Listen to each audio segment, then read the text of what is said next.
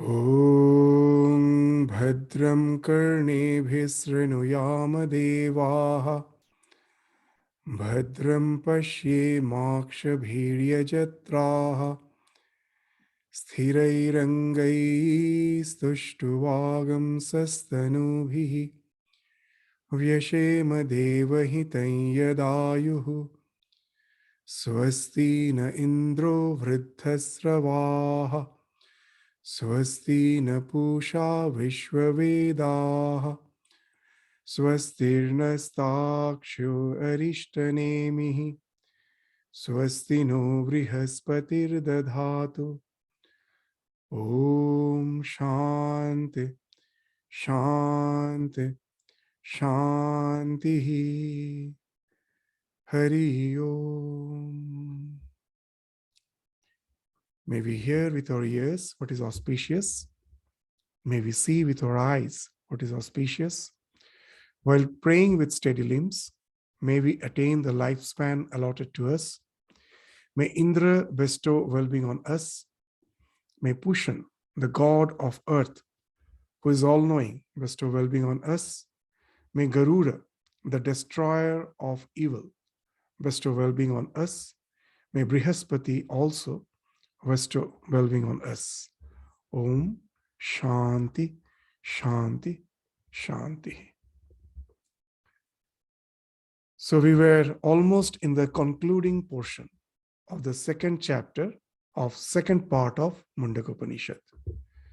There are 11 mantras in this chapter, and we have studied till the 10th mantra. The 11th mantra is remaining.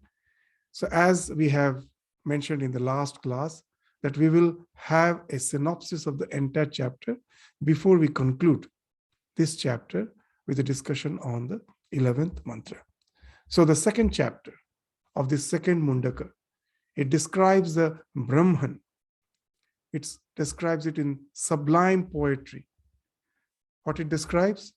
It describes Brahman as the source of all beings. As a discipline for attaining the knowledge of Brahman, we find that the meditation on Om has been prescribed. The Om, which is the symbol of Brahman, the Vachaka of Brahman, that has been prescribed. There's a meditation on that Om has been prescribed as the way to attain the knowledge of Brahman. And then why we should try to attain the Brahma Jnana in this very life? Because the result of such meditation is spiritual illumination, which results in the destruction of all doubt and ignorance.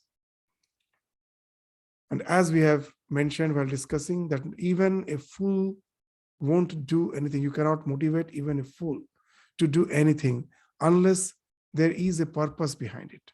So by the destruction of the doubt and ignorance, the bliss which we all hanker for, the sense of this purpose which we hanker for, all the purpose is fulfilled.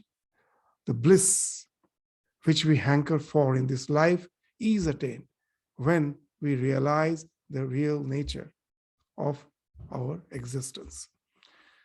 So that's the thing. There's a, in gist we can say, has been described in the second chapter.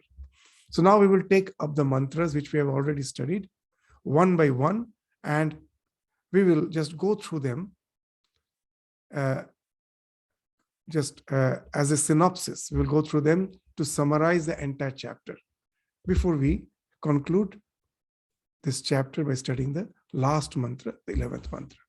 So the first mantra of the second chapter of second part of Mundaka Upanishad, what it says, it speaks of Brahman as the ultimate cause of our individual psychophysical existence.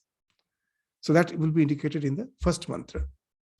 So what it says, Avihi Sannihitam Guhacharang Nama Mahat Padam Atra Etat Samarpitam Ejat Pranat Nimishat Chayat Etat Janatha Sat Asat Varenyam Param Vigyanat Varishtham Prajana.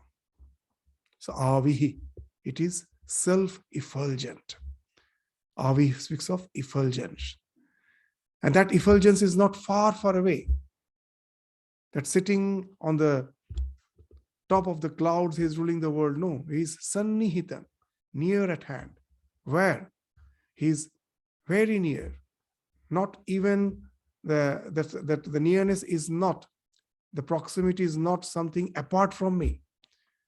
Just the way I am at proximity with my friends and relatives. He's the inner core of my being. Guhacharanam is well known as moving in the heart. Mahat Padam. And he is the great goal. We all are striving for it, knowingly or unknowingly. Mahat Padam. Padam means the stage, the goal. Mahat, that's the ultimate, that's the supreme goal. Atra etat samarpitam. In it is centered everything. What's that everything? Ejat, pranat, nimishat. Ejat, everything that moves. Pranat, everything that breathes. Nimishat, everything that blinks. So in totality, what we can speak of, that Ejat, Pranat, Nimishat, what it speaks of in totality, the entire flora and fauna, any form of life that we see on this earth, they all are as if centered in that Brahman. The Brahman is the ultimate reality behind the entire sentient existence. Etat janata sat asat asat varenyam padam. That know that to be your self, etat janata, of that which is gross, sat asat. Here sat means anything that is gross, and asat is the subtle, that which I cannot see, the causal thing. So of anything, the mind as well as the body. The mind speaks of the psychological being, and the physical existence is the manifested thing. That is the thing which is manifested. So the psychophysical existence, the gross, the subtle, and the gross. Behind that, it is the self and self alone. And know that to be yourself, which has been extended, projected as the gross and as well as the subtle, means as the mind as well as the senses and the entire Annamaya Kosha, the body. And it is the most adorable, Varenyam. We all want to achieve it. That's why it is adorable. The thing which is adorable, what we adore, the thing which we want to attain. So that's what we adore. So it is adorable and it is supreme. Nothing is beyond that. But at the same time, it is beyond the understanding of creatures. Vijnanat varishtham prajana. So as we were discussing, what's the basic idea behind this? That the entire flora, fauna, behind that, all the sentient things which we see, Ejat, Pranat, Nimishat, Cha, the Cha indicates even all those things that doesn't wink. So even there's the plants, everything, all the sentient beings, behind that as the substratum, it is the Brahman that is the core of the being. As has been mentioned in the Bhagavad Gita, na tadasthi vina yat syat maya bhutam characharam. No creature, moving or non-moving, can exist without me. So, how it exists? It exists as the mind. That's the mind is being located. Where is the mind located? It is in the heart, the center of all our feelings, of our emotions. So we find as if the mind is moving. How it moves? It moves along with the feelings, along with our emotions. It's constantly moving along with our thoughts. But that mind itself is not conscious. Generally, we have the idea it is the mind which is moving. But here it is being mentioned that the conscious principle, when comes in association with the mind, makes the mind active. And then the mind moves along with the senses, along with the sensations, feelings, emotions. That's what being indicated by this Guhacharang Nama. He's moving. This is as if moving in the heart. And he's the great goal. We all are aspiring for it. As we have indicated, that the entire process of biological evolution is nothing but the aspiration to reach that ultimate source of our existence. We are doing it out of ignorance.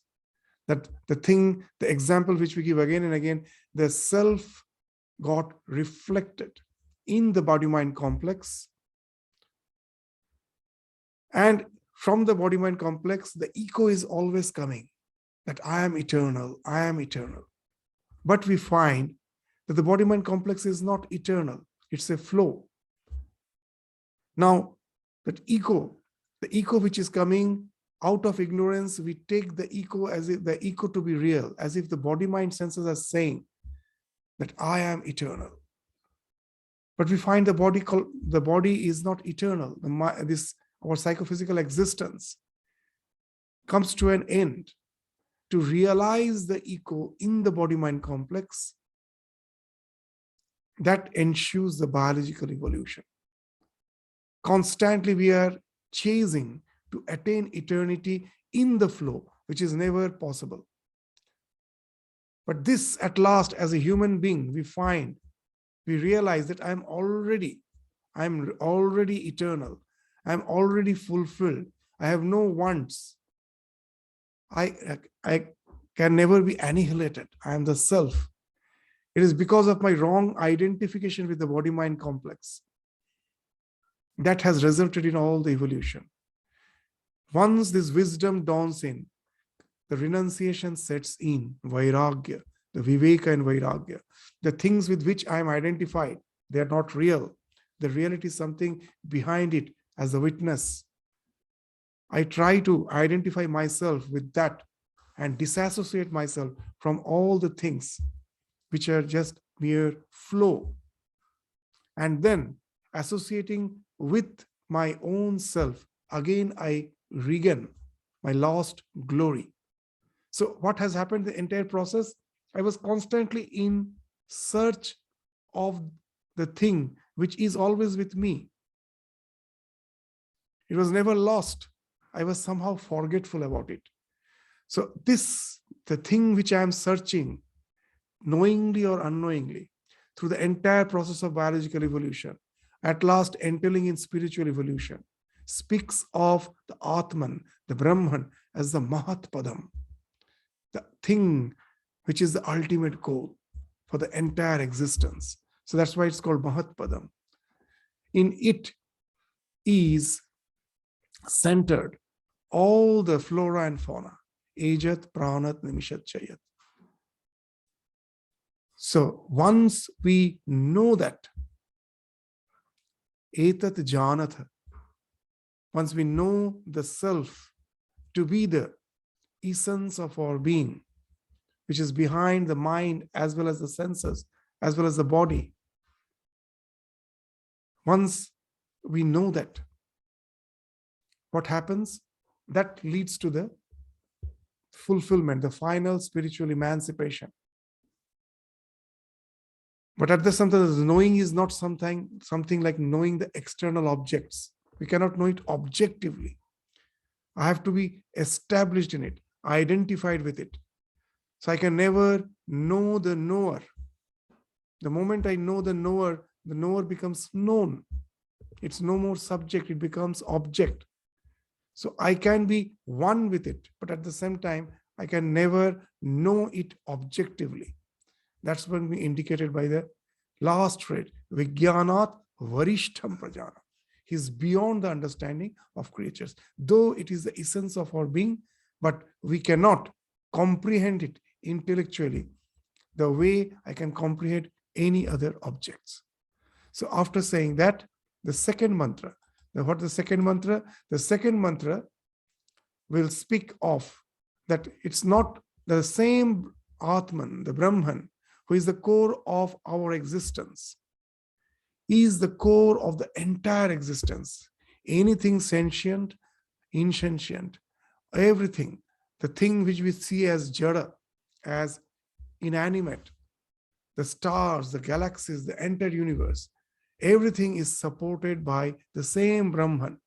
Here comes the idea of the non-dual reality, the Advaita, the one who is in me is the same essence, is in everybody, and is the same essence, is behind the entire creation.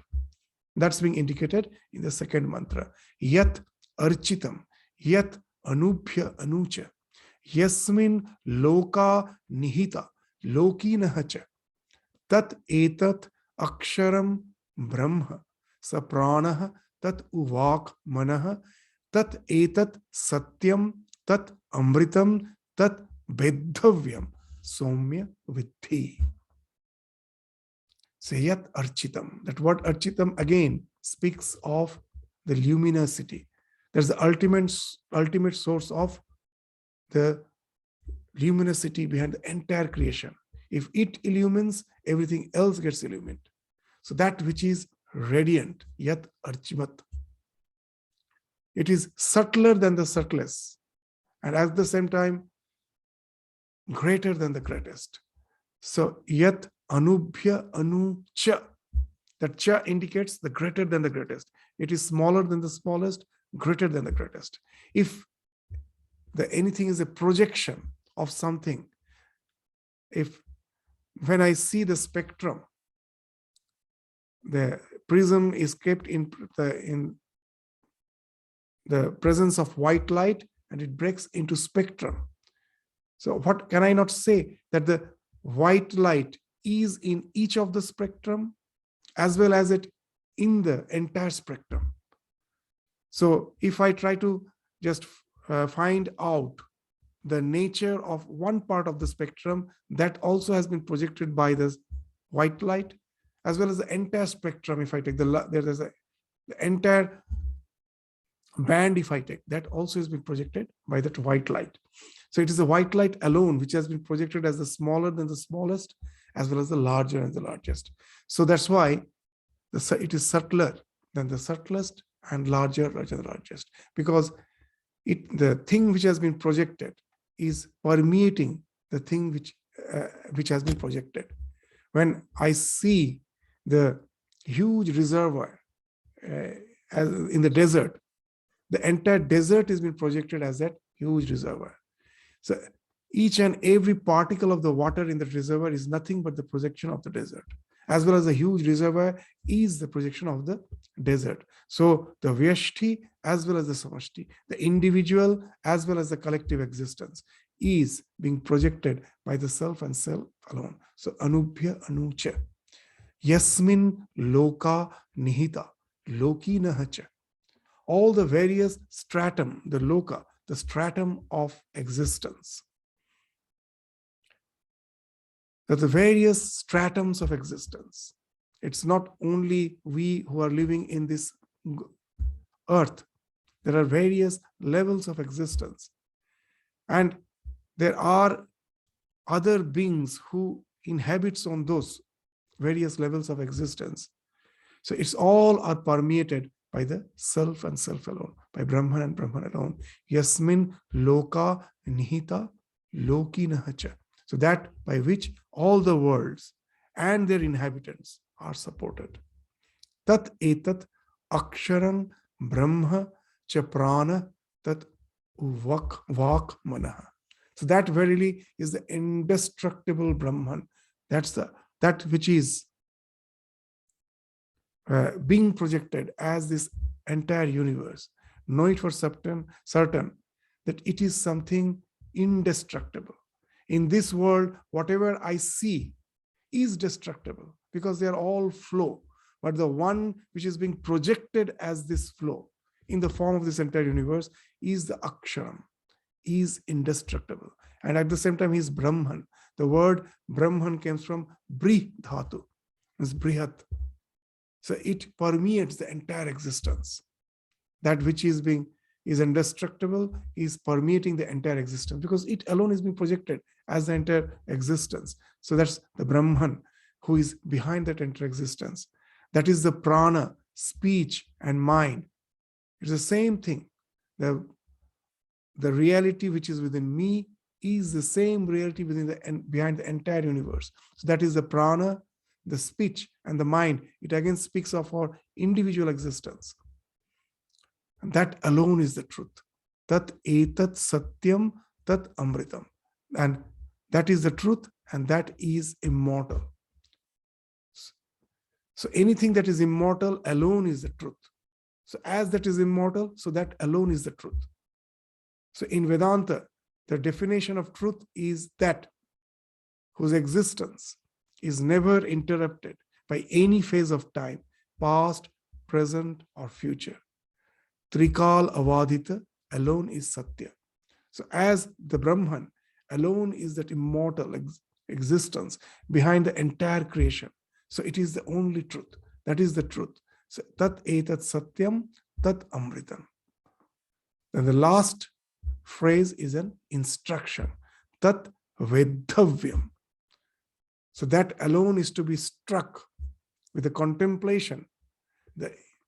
You have to merge the individual, the idea of this individuality, the individual soul, the Atman, in the Brahman.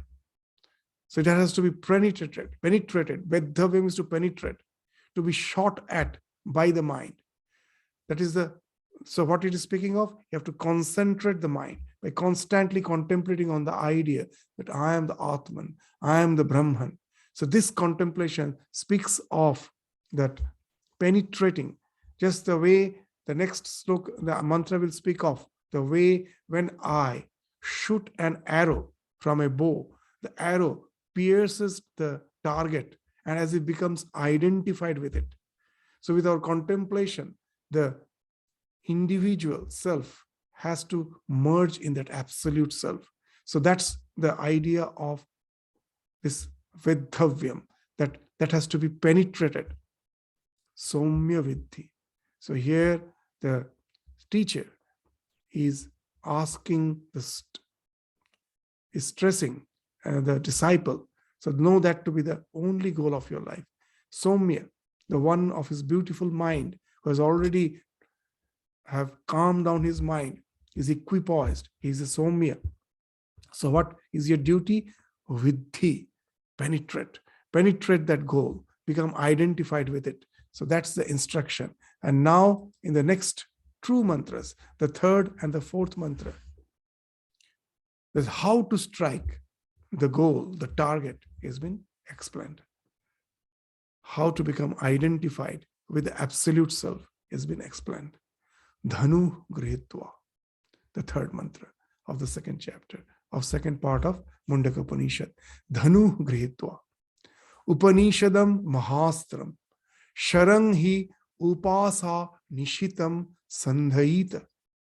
Ayamya tat bhavagatena chetasa. Lakshyam tat eva aksharam somya vidhi.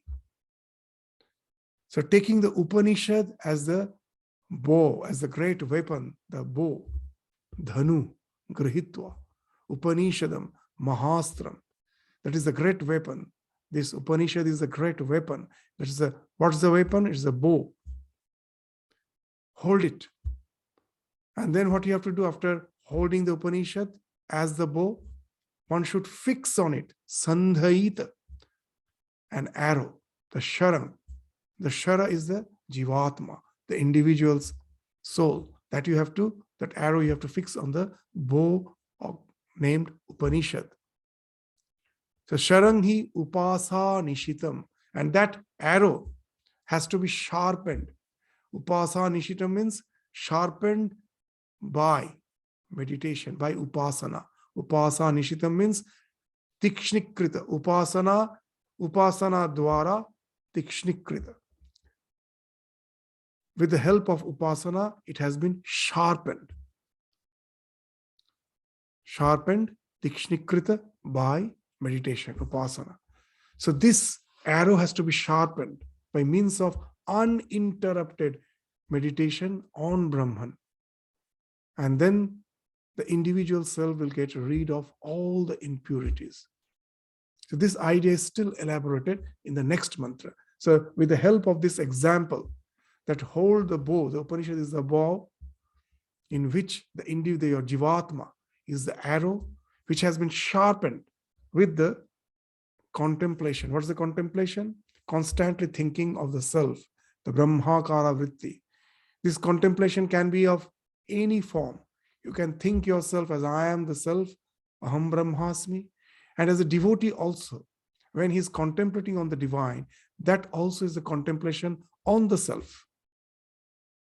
Though there is an idea of duality, we must not forget that there is no sadhana which is non-dual. All sadhana is in the realm of duality. The one who is meditating on God, what is the idea?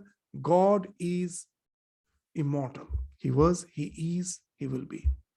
The essence of my being, the real me, is immortal. I, not as a physical, the psychophysical existence, I am not immortal. But the essence in me, the Atman, is immortal. A devotee wants to be in association, this limited self, this unlimited self, the individual self, which is immortal, wants to be in eternal association with the Paramatma. So that's duality. But when I say Aham Brahmasmi, that also is duality. Why? That Aham speaks of this individual being, and Brahma speaks of the ultimate reality. Though I am saying I am Brahman, but the idea of individual amness is still there. That's why I'm saying Aham. Aham Brahma Asmi. That word Asmi is just linking the duality. So there cannot be any spiritual practice which is non-dual. Non-dual is a state. We can reach that state. But sadhana is in the realm of duality. So all the sadhana, whether it is this contemplation on God, or it is the contemplation on the self, it is the contemplation actually on Atman, on the ultimate reality. Through that, we have to sharpen the arrow. Means to have to sharpen the arrow means that the Jivatma has to be as if sharpened. How can the Jivatma be sharpened? Means it has to get rid of all the turgidities.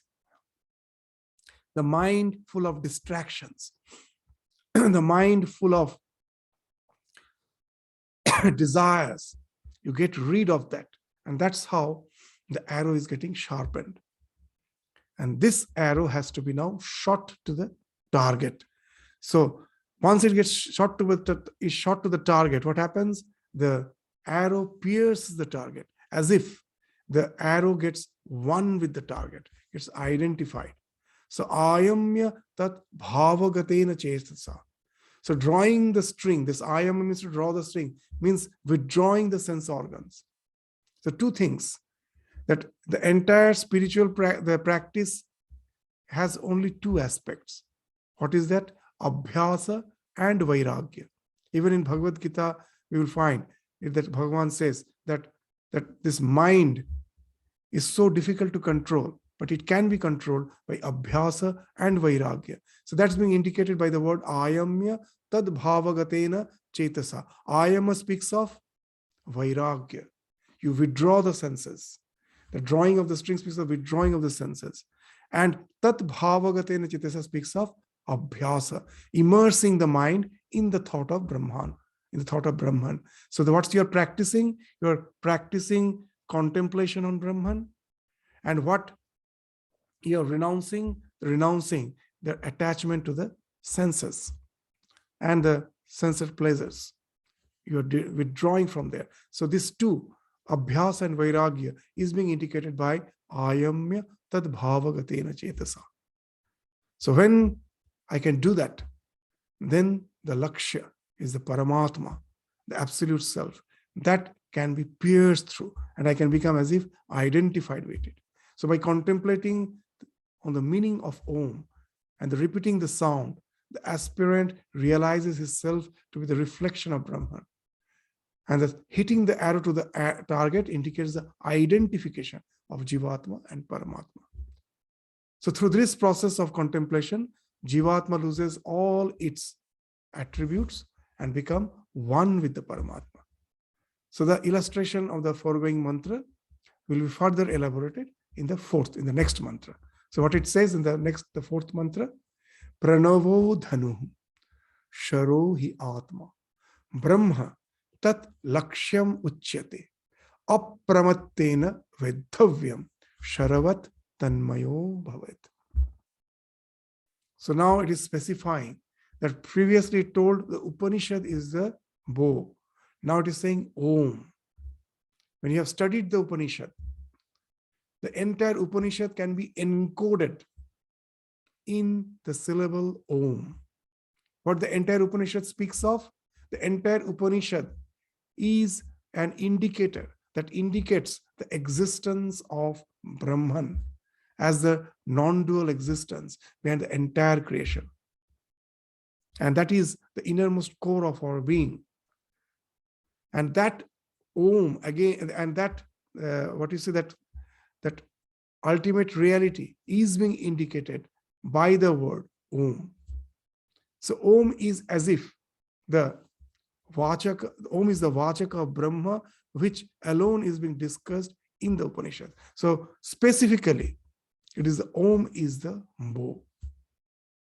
And Sharo hi Atma, the Sharo, the arrow which has been spoken of in the previous mantra, is being now specified. It is the Atman, the individual self. And what is the Lakshya, the target? Brahman is said to be the target. Brahma tat Lakshya muchyate. So what's our duty in life? It is to be struck by an undistorted mind. Apramattena vedhavyam. The mind's contemplation should become like the flow of oil. When I pour oil from one vessel to another vessel, there is no interruption. Taila dharavat avichinna. There shouldn't be any distraction. The mind should be contemplating on Brahman and Brahman alone. So that's what we have to practice. So when we have developed that type of undistorted mind, then the Atman becomes one with Brahman. So with that type of contemplation, when the arrow is shot from the bow, which is Omkara, it goes and strikes the target and becomes one with it. The Jivatma becomes identified with the Paramatma. So this is the idea which is spoken of in the fourth mantra. So it speaks of the practice that after stating in the first two mantras that the Atman, which is identical with Brahman, is the only reality behind the entire existence. After saying that, the third and the fourth mantra speaks the process by which I can get identified with that ultimate reality. So I have to contemplate on Om. The Om is the Vachaka of Brahma. So when I pronounce Om, in that all the ideas which constitutes the idea of that absolute reality is being encoded. So that's why it has been spoken of that when you study the Upanishad, Upa means to approach. I approach that knowledge. Ni means nididhyasana. Approaching means sravana manana. I hear the words of the Upanishad, sravana. I contemplate on that, manana. And when with the help of the Guru, when my contemplation is ripened, manana is ripened, then what happens? I develop an intellectual conviction about the reality behind the entire existence as the Brahman. And when I've developed that intellectual conviction, now nididhyasana has to proceed.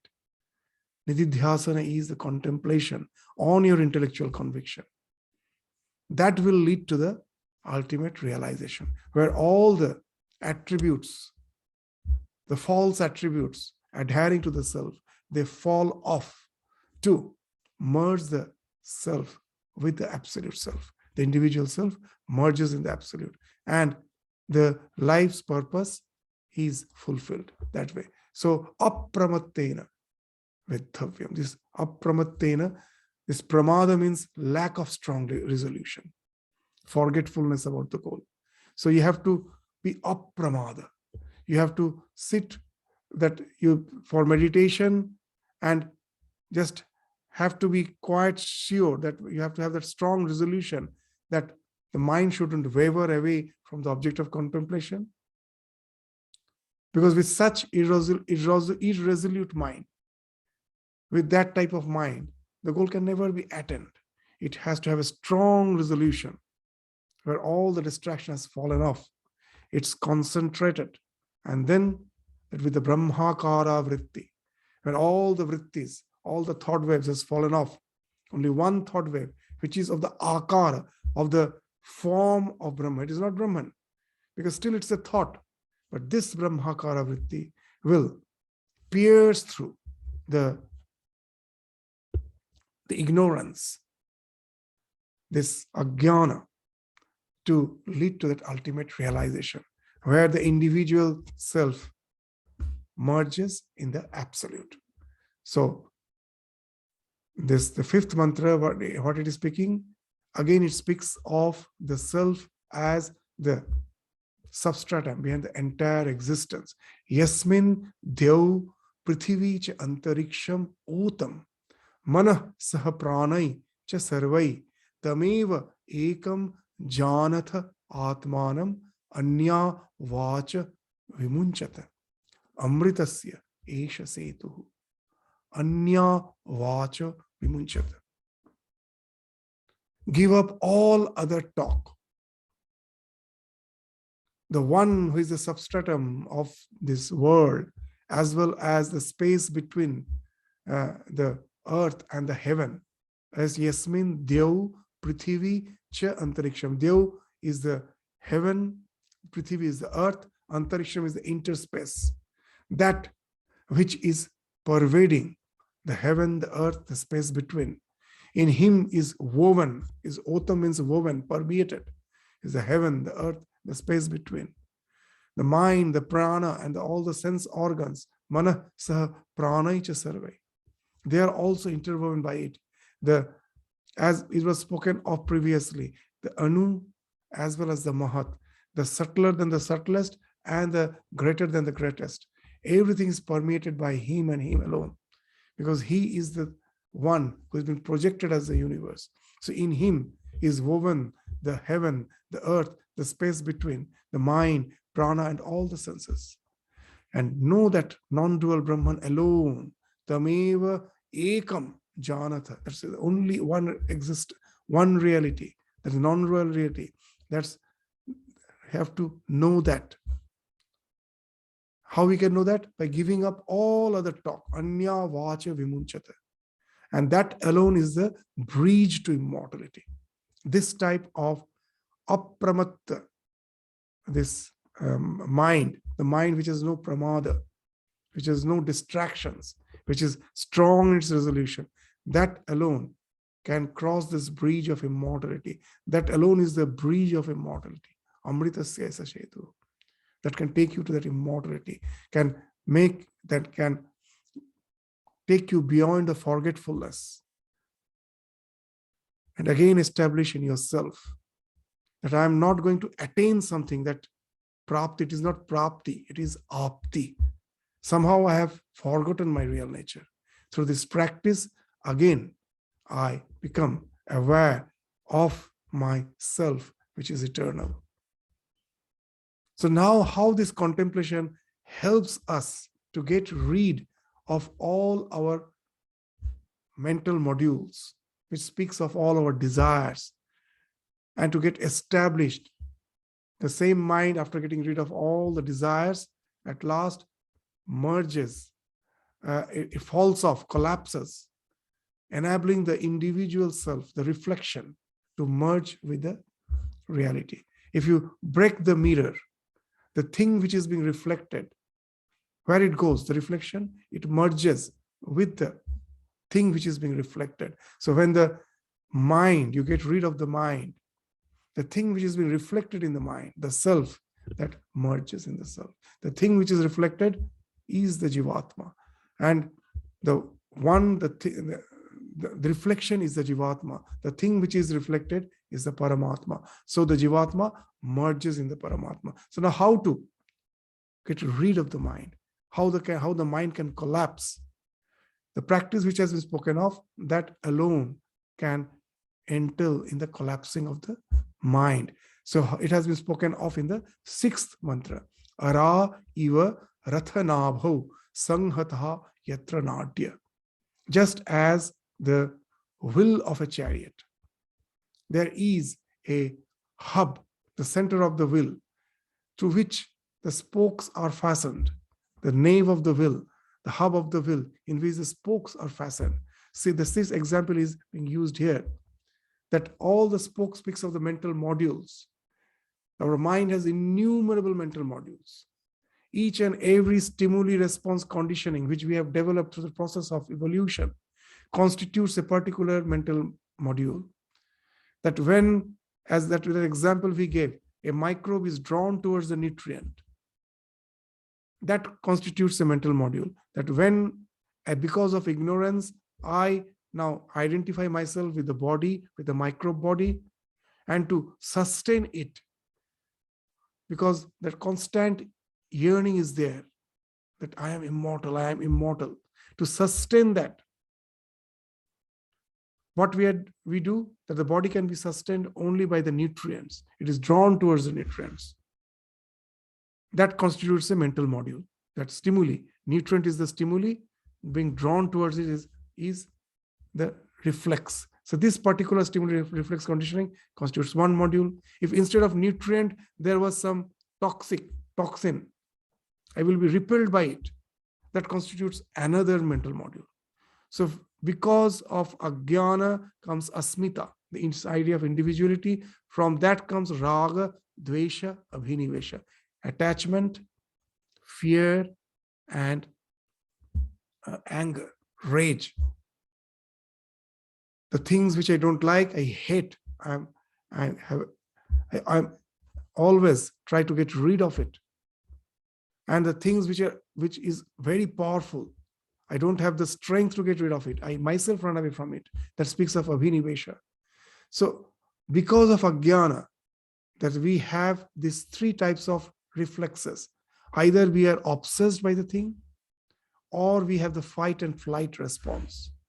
And these 3 things in the process of evolution has created innumerable mental modules. But all these mental modules are fixed to the nave of the will. If my individuality is the will of the chariot, all the spikes speaks of my innumerable mental modules, and the nave of the will speaks of my asmita, the sense of this limited individuality. So he is as if moving manifold within the heart, as if he's first getting identified with the ego, and then through the ego, it is moving through all these mental modules. So that's the idea. Ara iva ratnavo sanghata yatra nadya. Sa esha antah charate vahudha jayamana. He's as if traversing through these various mental modules to interact with the world through various types of enjoyments. Om iti evam dhyayatha atmana. Now, how to get rid of all these mental modules and get established in the self? By constantly contemplating on Om. When I'm meditating on Om, what happens? That tat japa tat artha bhavanam. It's not a mechanical repetition. Each and every pronunciation of Om makes you aware of the fact that you are not that individual ego. That individual ego, because of ignorance, that reflection I have taken to be the self, that constitutes my individual ego. I am the Atman, I am the Brahman, I'm beyond this psychophysical existence. So Om iti eva dhyata, the moment you are chanting Om, you are becoming aware of the fact that you are that absolute self. Constantly meditating on that is like hammering on the idea of limited individuality. You're hammering the nail.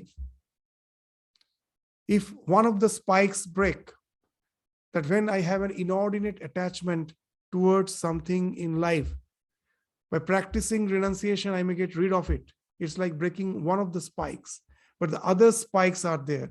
Innumerable mental modules are there that still holds onto my individual personality. How to get rid of the individual personality? I have to get rid of all the spikes. And how is it possible? If I can get rid of the nave, the hub of the will. And this chanting of Om is like hammering on the hub of the will. When you get rid of the hub, all the spikes collapses together, taking you to that illumination. You go beyond the mind and you get established in the self. The mirror is broken. The thing which is being reflected, the reflection gets identified with that. So may you cross the sea of darkness, paraya tamasa parastat. As long as we are identified with this limited sense of individuality, we are in dark. Because why it is dark? Because it is a product of ignorance. Ignorance is equivalent to darkness. So to go beyond the darkness means to go beyond the ignorance. And that's possible by contemplating on the real nature of yourself, for which the Vachaka is Om. With that, by pronouncing Om, I'm constantly decoding in my mind the thing which is being encoded in the Vachaka Om is decoded by the contemplation. And that decoding process helps in getting rid of the nave of the will, the hub of the will. And that's how the entire will collapses with all the spikes all at once, taking me to that ultimate realization. So that's why, and now when I'm chanting that Om, the best place to do that when I'm japa is the heart. Why? Because all my desires are linked with emotions. It's the emotions, the feelings that give them the strength. All the mental modules are linked with the emotions. If my meditation is just through the will, somehow the love factor, the feelings, the emotions has not got linked with my contemplation, it will be feeble. It will be too weak to get rid of all these mental modules. They get their strength because of the feelings and emotions involved with it. So when I am contemplating on the self, I have to develop a love for it. That's why we find even in Viveka Chudamani, where it speaks of jnana, realization through knowledge, through viveka, through discrimination. There also bhakti has been defined, that when you go on through contemplating on yourself, at first it is just the will and will alone. I have to use my willpower, have a strong resolution to contemplate on myself. But when I go on contemplating, this repeated contemplation creates as if a path in my mind. Once the path is created, it gets linked to your emotion, feelings, all the things which I have done out of necessity again and again. They have created a path in my mind. And then I have developed a liking for those things. The necessity creates the path. The necessity results in repetition. Repetition creates a path. And once the path is created, we get obsessed by the things. And that obsession gives the strength behind all our attachments. So if I have to get rid of all those spikes, which are very strongly attached to the will, the sense of ego, my contemplation also has to be very strong. It has also to get associated with my feelings and emotions. So when I'm contemplate under the lotus of the heart, the center of the emotions, the center of feelings.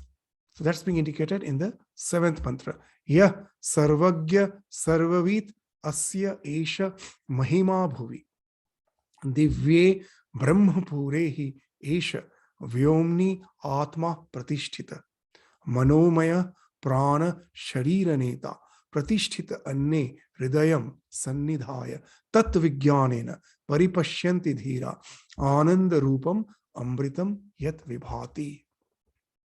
That self is omniscient in general and all-knowing in detail. Yes, sarvagya sarvavit. It's not that the self knows everything just in general. He knows everything in detail because it is he alone who has been projected as the universe. The thing which has been projected is the all-knowing. So everything in minute details as well as everything in general, he knows. That's what being indicated by the word sarvagya sarvavid. Asya esha mahima bhuvi. This all the glory in the world belongs to him alone because he alone is the essence behind the entire existence. Divye brahma purehi esha vyomni atma pratishtita. So he is residing in the core of your heart. Divya Brahmapure. This Brahmapura, the city of Brahman, is placed in the space within within the heart. So Divya Brahmapurehi Esha Vyomni Atma Pratishtita. He is as if residing there. So we say he is all pervading. Then how can he be residing in the heart? It's not that he's just residing there. Brahman is all pervading, but he can be realized in the heart, just the way light is everywhere. But to perceive the light, eye is the center, sound is everywhere. But to hear it, the ear is the center. Similarly, the self is everywhere. It can be realized when I develop an emotion in the contemplation of Brahman, which speaks of my heart. And that's why heart is as if the center of the Atman. He's as if centered there. Meditate on him there. So he is the one who is the cause behind all my thoughts. He's manomaya, all the vital forces which is working through my body, prana, sharira, neta. Not only that, when after death, the subtle body, which mainly constitutes the mind, is transmigrates from one body to another, the vital force which transmigrates the self, the subtle body, that also the behind that the self is the one who is the real cause. So he is manomaya, is prana, sharira, neta. He is what you say, that he assumes all the various forms of the mind, and he also is the carrier of the vital forces and the body. So prana, sharira, neta. He dwells in the body inside the heart. Pratishtita anne hridayam sannidhaya. So he dwells in the body inside the heart. He resides there. Tat vijnanena paripashyanti dhira. Paripashyanti. It's not like seeing an object. Seeing an object is pashyanti. But pari, when this prefix paripashyanti is being added along with this verbal root pashya dhatu, then what happens? What it means?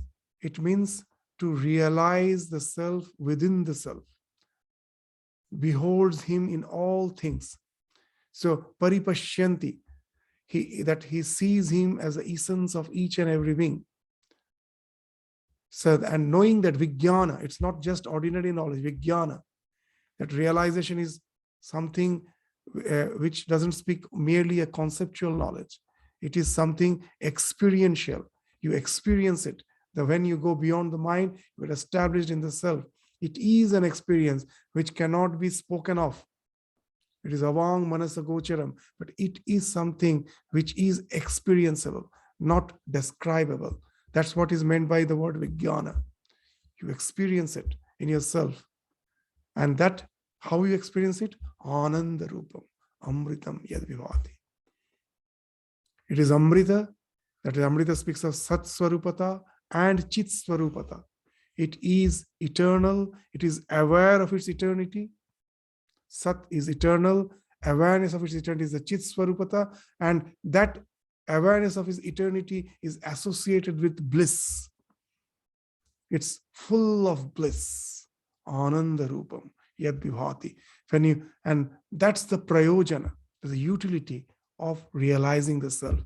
Because after all, no one wants suffering. Everyone wants happiness. And that happiness, that uninterrupted happiness, parama sukha, is possible only when one gets established in the self, knows the self as the core of his being and gets established in it, identified with it. And then only he can get established in bliss, the bliss which is uninterrupted. So after speaking that, in the 8th mantra, the result which ensues from that realization has been spoken of. Vidyate hridaya granthi, chidyante sarva sangshayaha, kshiyante chasya karmani, tasmin drishte paravare. Vidyate hridaya granthi. The knots of the heart all are broken. We have already discussed that. When you realize, and chidyante sarva sankshaya, all the doubts vanish, because it's now an experiential knowledge. No more it's an intellectual knowledge. As long as I have not tested the mango with all the words which speaks about the taste of mango, I can never go beyond the sankshaya, the doubt about the taste of mango, because it can never take me to the real realization. All the doubts can vanish the moment I have tasted the mango. There is no question of any doubt then. All sankshaya, the doubts falls off. I become dhrira nishchaya, fully convinced about the test. Similarly, when I realize the self, it is no more just a mere intellectual conviction. Then only all the doubts vanish. Shriyante chasya karmani. All the karma which has resulted in this birth, which I have to expedite, but that they have to be expedited. I have to go through that karma, the impulse which has started this life, that has to be expended off. As long as I'm expending off the prarabdha, bhoga, as I'm totally detached from the psychophysical existence and I am identified with the self, so I can be just the witness of what's going on without getting identified. So it is not the karma which is the cause of bondage, it is the identification that is the cause of bondage. So as the identification has fallen off, so the karma gets expended and no more it results in future births. So all the karma falls off. When it happens, tasmin drishte paravare. The one who is para and avara, the beyond this physical existence, that's the causal state, the mind, and avara speaks of the visual manifestation of the mind. The mind is finding expression as this physical universe. So para and ava, the behind that, the one who is the ultimate reality. When that is realized, then these three things happen. All the knots of the heart is cut asunder, all the doubts vanishes, and the karma cannot bind you anymore.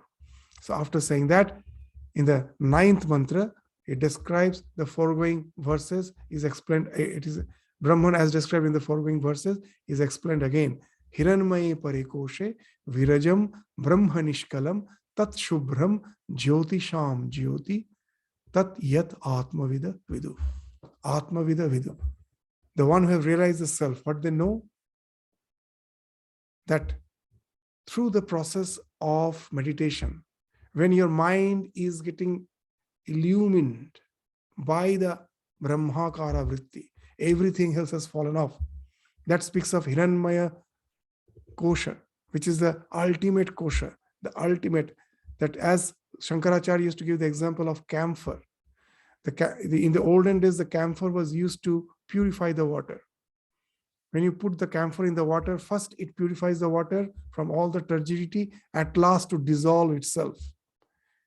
So when you have purified the water and still the camphor is remaining to be dissolved at last, so that's the state which has been spoken of as Hiranmaya Parakosha. The mind is illumined by the Brahmakara vritti. Everything else has fallen off. That results in that realization of the one which is Viraja, beyond all rajas, behind all impurity. Everything has fallen off. Brahma Nishkalam. That takes you to the realization of Brahma, which is not a conglomerate of constitutes. It alone exists. If anything is a conglomeration, it's bound to disintegrate. Brahman is the ultimate reality which never disintegrates. So it can never be, it can never have parts. So it is Nishkalam. So you get established in that. That's Shubhram. That's the ultimate pure essence of your being, where no attributes adhere. Jyotisham Jyoti. It is the mind which we at present think is illuminating the world, is actually will illumined by the self. Just as in a full moon night, when I see the moon illuminating the earth, I know that actually the sun, which is not visible, is illuminating the moon, and moon in turn is illuminating the earth. Similarly, that self is Jyotishang Jyoti, is the light of the lights. If mind is the light, it is the light of the light. It illumines the mind. One who is established in the self, they know it for certain. So after saying that, the 10th mantra speaks of that all the objects which illumine the earth, which we think are illuminating, are actually not the real source of illumination. The self is the ultimate illuminator. Unless the self activates our mind to project, and after activating the mind, the self projects through the mind to this permeate the entire universe as the creation.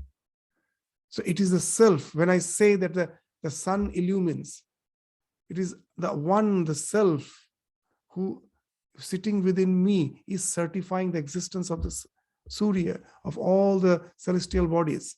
So it is not the Surya or the Chandra that illumines. Everything has to be illumined through the Atman. Objects are illumined by Buddhi or intellect. Intellect is illumined by Atman. So that's what has been indicated in the 10th mantra. Na tatra Surya bhati, na Chandra tarakam, nema vidyuto bhanti, kutoyam agni, tameva bhantam, anubhati sarvam. So the sun does not shine there, not the moon and the stars, nor these lightings, what to speak of fire, kutoyam agni, tameva bhantam. When he shines, everything shines after him. By his light, everything is lighted. Tasya bhasa sarvamidam vibhati. So it is a self which is illuminating the entire universe. So what it speaks of, the self through the mind, as if it's being projected through the self activates the mind, and then through the mind it passes through the senses to permeate the entire creation as this world of name and form. So it is a self which is being projected as the universe. So it is the self which is permeating everything. So once we go to that realization, that's what Sri Ramakrishna used to say, that by neti neti, when you go to the realization and when you come back, then you become Vijnani. You see, it is the self which has become everything. He used to give a nice example that when you are climbing the stairs, so as if you are negating the stairs and to go to the roof, that I have to just cross the stairs, I am negating them to go to the roof.